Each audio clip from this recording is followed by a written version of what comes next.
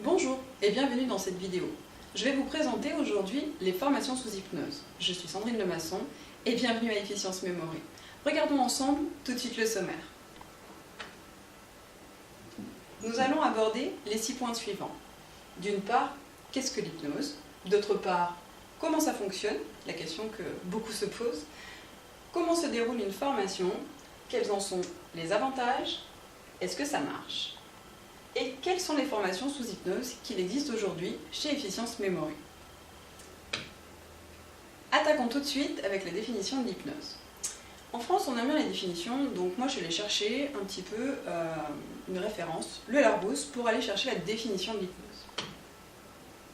Alors, dans cette définition, on voit que c'est un état de conscience particulier entre la veille et le sommeil provoqué par la suggestion. Je suppose que si vous n'êtes jamais intéressé à l'hypnose jusqu'à présent, ça ne vous parle pas du tout. Alors on va aller chercher une autre référence, en tout cas c'en est une pour moi, Wikipédia. Voyons ce qu'ils nous disent. Chez Wikipédia, on nous dit que l'état d'hypnose chez un individu désigne un état modifié de conscience distinct du sommeil. Ok, vous l'avez compris, vous n'êtes ni éveillé ni en train de dormir, mais finalement, où êtes-vous? Pour vous expliquer ça plus facilement, je vais vous prendre un exemple. Vous est-il déjà arrivé en voiture, alors que vous conduisez la plupart du temps, d'oublier un bout de votre trajet? Je pense que ça vous est arrivé, en tout cas c'est arrivé à beaucoup de personnes. En fait, ce laps de temps où vous oubliez votre trajet et vous vous rendez compte que vous êtes déjà arrivé à destination, vous êtes en état de transe.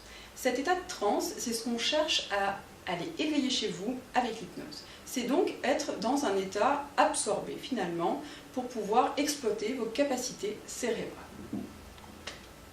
Maintenant que l'hypnose, c'est un petit peu moins mystique, on va aller plus en détail en fait dans le comment ça marche.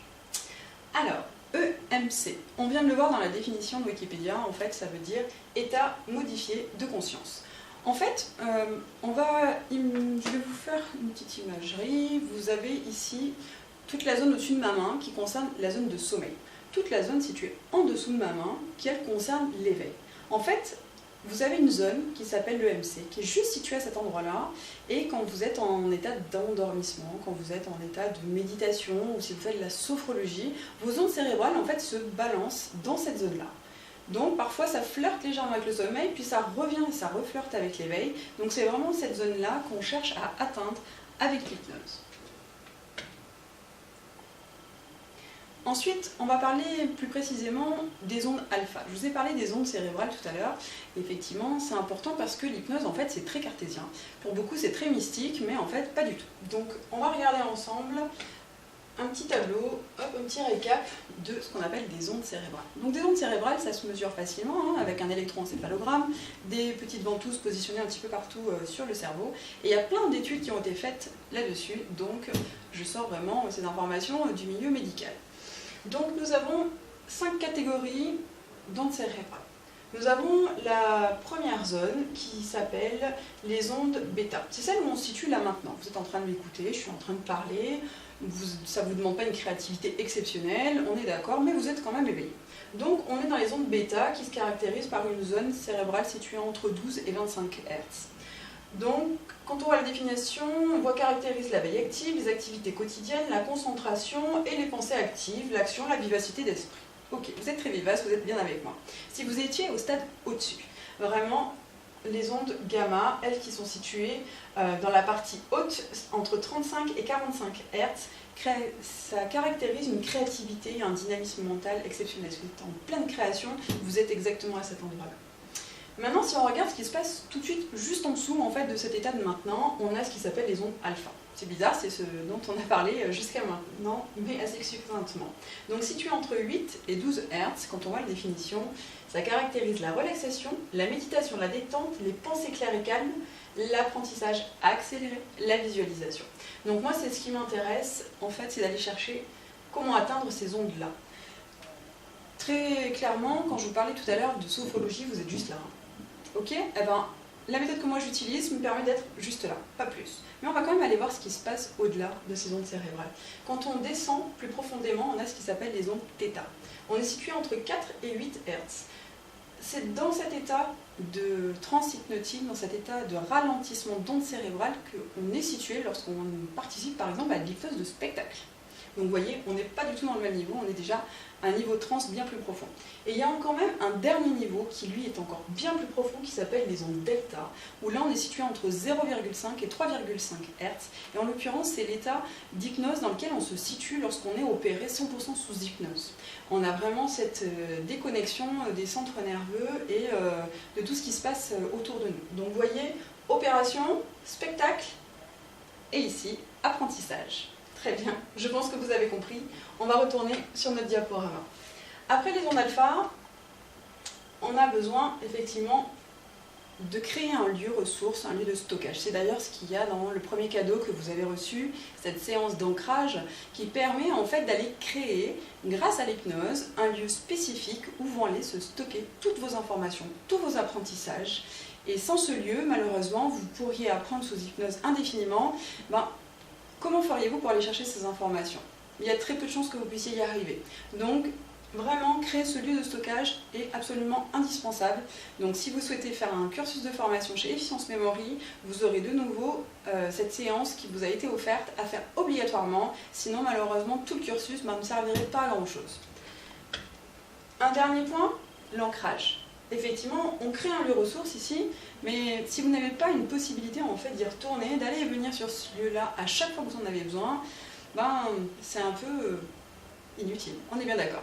Donc un ancrage, c'est un geste simple de PNL qui sert à faire une passerelle entre l'état où vous êtes ici et maintenant et ce lieu ressource. Ce qui veut dire qu'à chaque fois que vous allez avoir nécessité d'aller stocker des informations dans ce lieu ressource, il vous suffit d'activer cet ancrage pour pouvoir créer cette passerelle.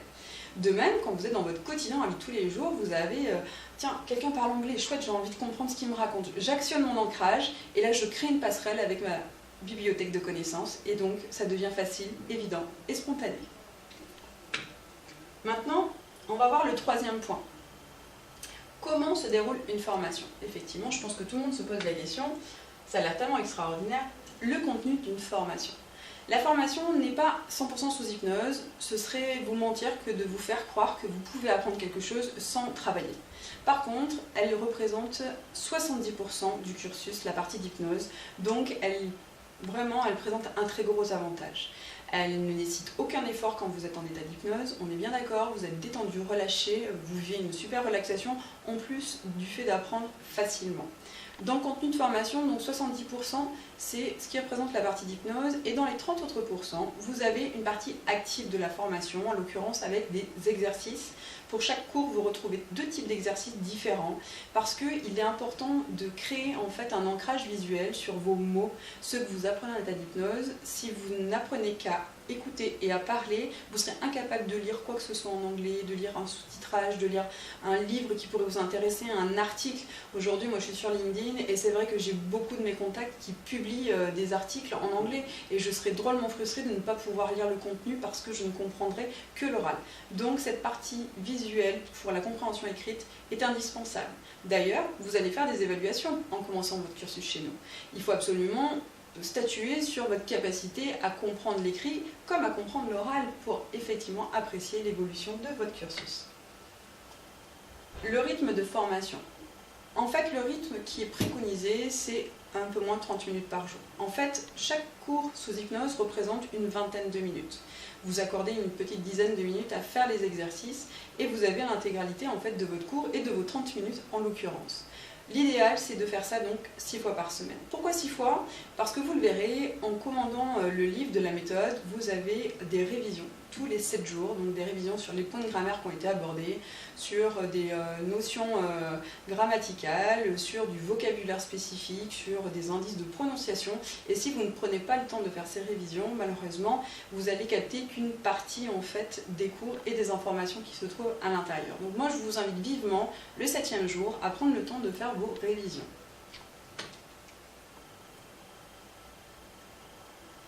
Le 4e point. Quels sont les avantages à apprendre sous hypnose? Je vous le distille en général assez dans ma présentation, mais pour être bien clair, en termes de rapidité, si on prend un équivalent, 120 heures de cours en face à face avec un professeur pour apprendre l'anglais, avec l'hypnose, vous tombez sur un cursus de 50 heures. On a une capacité de mémorisation, de concentration qui est optimisée de la première minute à la dernière minute sous hypnose, ce qui n'est pas le cas en fait quand vous êtes avec un professeur. Donc vous gagnez entre 2 à 3 fois de temps en apprenant sous hypnose. Pour le même résultat, je précise. En termes d'efficacité, aujourd'hui, j'ai fait pas mal de cursus et en l'occurrence un petit temps d'analyse sur les résultats et on est chez Efficience Memory à un taux de réussite de 97% des objectifs de formation en fonction du laps de temps passé en formation. Ce qui veut dire qu'une personne qui est rentrée sans parler aucun mot d'anglais et qui souhaitait pouvoir se déplacer dans un pays, pouvoir parler, échanger, parler de son environnement, on va être sur un niveau à peu près B1. Donc, avec ce cursus de formation, je vais préconiser en général 40-45 heures de formation à peu près. Et sur ces 40-45 heures de formation qui vont être réellement faites, 97% des personnes vont arriver absolument à leur objectif, c'est-à-dire arriver dans le pays, pouvoir discuter, parler avec facilité, avec des phrases assez structurées de leur environnement. Voilà. Il y a 3% pour qui ça va être un peu moins fluide, un peu moins facile, parce que on n'est pas tous égaux face à l'apprentissage sous hypnose, pour rien vous cacher. Au plus vous êtes débutant et au plus c'est facile pour vous, contrairement aux autres habitudes qu'on a, où en général, au plus on a un niveau déjà élevé, au plus c'est facile d'aller rajouter des connaissances. Ici, on découpe complètement un mode d'apprentissage classique, scolaire et traditionnel pour faire un nouveau mode d'apprentissage plus spontané, plus dans l'assimilation, comme on a appris à parler à nos enfants finalement. Nos enfants, on ne leur a pas appris à parler avec un livre de grammaire sous le nez. Ils nous ont entendu parler, ils ont mémorisé et ils ont répété, ils ont assimilé l'information. Maintenant, l'effort, il n'y a quasiment pas, vous l'avez bien compris, effectivement, vous avez 70% du cursus qui est sous hypnose. 70% de votre cursus, c'est vraiment aucun effort et c'est que du plaisir et du bonheur d'apprendre. Maintenant, on va voir ensemble le 5e point de cette présentation. Est-ce que ça marche? Ça, c'est la question que tout le monde se pose, effectivement. Alors, moi, ce que je peux vous dire, c'est qu'aujourd'hui, on a de l'expérience, on a du recul sur l'apprentissage sous hypnose. Ça fait plus de 25 ans que cela existe en France, et bien plus longtemps dans d'autres pays d'Europe, et même à l'extérieur de l'Europe. C'est pas quelque chose de nouveau qui vient de sortir aujourd'hui, on sait que ça fonctionne. Et la méthode a été affinée par des grands avant moi, et moi j'en ai fait également la mienne en prenant de leurs conseils, en rajoutant ma touche personnelle, en mettant finalement des choses qui n'existaient pas forcément ailleurs, en plus, parce qu'en fonction des personnes et de notre sensibilité, effectivement, on va avoir plus de facilité à créer certains outils ou à les utiliser. En tout cas, soyez rassurés, 25 ans que ça existe et ça fonctionne merveilleusement bien. Le taux de réussite, on en a parlé, 97% à l'heure d'aujourd'hui. Je vous assure que je mets tout en œuvre pour atteindre les 100%. Et j'espère bien y arriver en tout cas. Le dernier point, la réceptivité. Beaucoup de personnes me disent « mais oui, mais moi si je ne suis pas réceptif à l'hypnose, comment ça se passe ?» En fait, vous êtes obligé d'être réceptif. Je suis désolée, mais 100% des personnes rentrent en état d'hypnose, en tout cas dans les ondes alpha. À partir du moment où vous dormez tous les jours, on va dire que vous dormez tous les jours, vous rentrez dans cet état-là. À partir du moment où vous arrivez à fermer les yeux, à faire le vide dans votre tête et à vous endormir, ça veut dire que vous êtes capable d'atteindre cet endroit-là. Il y a en plus une petite technique que j'utilise spécifiquement pour les auditifs, puisque étant moi-même très auditive, je sais à quel point il est difficile de lâcher prise quand on est sans cesse happé par les sons environnants qui nous empêchent de vraiment lâcher.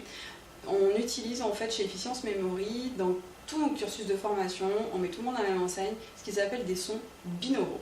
Les sons binauraux, c'est assez exceptionnel, c'est des fréquences de son qui sont envoyées de façon différente dans l'oreille droite et l'oreille gauche, et qui permet la différence de ces deux fréquences de se positionner sur les ondes cérébrales choisies. C'est-à-dire que moi j'utilise en général des sons binauraux avec une différence de fréquence de 10 Hz pour vous garantir d'être bien situé dans vos ondes alpha et donc d'être au bon endroit pour mémoriser. Donc je vous assure, 100% des personnes rentrent dans cet état-là et stockent. Maintenant le 6e point. Quelles sont les formations aujourd'hui accessibles chez Efficience Memory? Alors aujourd'hui, en 2017, on a l'anglais. On a l'anglais du niveau A1, donc débutant, jusqu'au niveau B2. C'est un niveau confirmé. On a 3 cursus qui permettent d'atteindre ces formations. Vous avez donc le niveau A1, A2. Le 2e cursus, c'est le niveau A2, B1. Et le 3e, c'est le niveau B1, B2. Mais c'est pas tout. En tout cas, c'est pas tout ce qui est en projet, puisqu'aujourd'hui, on est en train de développer ce qui s'appelle Anglais des affaires, qui permettrait plus facilement, en fait, une fois qu'on a développé la base et un niveau déjà B1, de pouvoir agrémenter son vocabulaire de termes plus techniques, de pouvoir faire patienter un client au téléphone, assister à des réunions en anglais, et même, en fait, animer des réunions complètement en anglais. Donc c'est vraiment un cursus tout business, tout spécifique, qui, je l'espère, sera prêt à la fin de cette année, donc d'ici quelques mois. On a aujourd'hui des clients privés qui sollicitent notre centre de formation pour leur créer leur propre cursus de formation sous hypnose. En l'occurrence, on a diététique et on a un cursus de pilote amateur qui s'appelle la formation FAP, qui permettrait de réduire un temps d'apprentissage de 9 à 3 mois pour passer cette licence de pilote amateur, en tout cas pour la partie théorique. On est bien d'accord que je n'agis pas sur la partie pratique, qu'il faut bien pratiquer, et ce serait dommage d'ailleurs de s'enlever le plaisir de pratiquer quand on veut passer son brevet. Ensuite, nous avons en projet pour l'année prochaine, puisqu'aujourd'hui nous sommes en 2017, et en 2018, nous aurons à proposer à nos stagiaires l'apprentissage de l'espagnol et du portugais sous hypnose. Et pour 2019, nous avons 2 autres projets, qui seront donc le russe et le chinois, également une capacité de mémorisation et de réutilisation en vue de travailler business et de pouvoir effectivement discuter avec des fournisseurs, des clients et développer son entreprise à l'international. Plein de beaux projets en tout cas, où chacun de ces projets seront partagés avec vous sur internet, avec vous mes clients, avec vous mes prospects, avec vous tous les gens qui prenaient le temps de regarder ces vidéos. Maintenant, je vous remercie pour votre attention et j'espère que les formations sous hypnose ont retenu votre attention.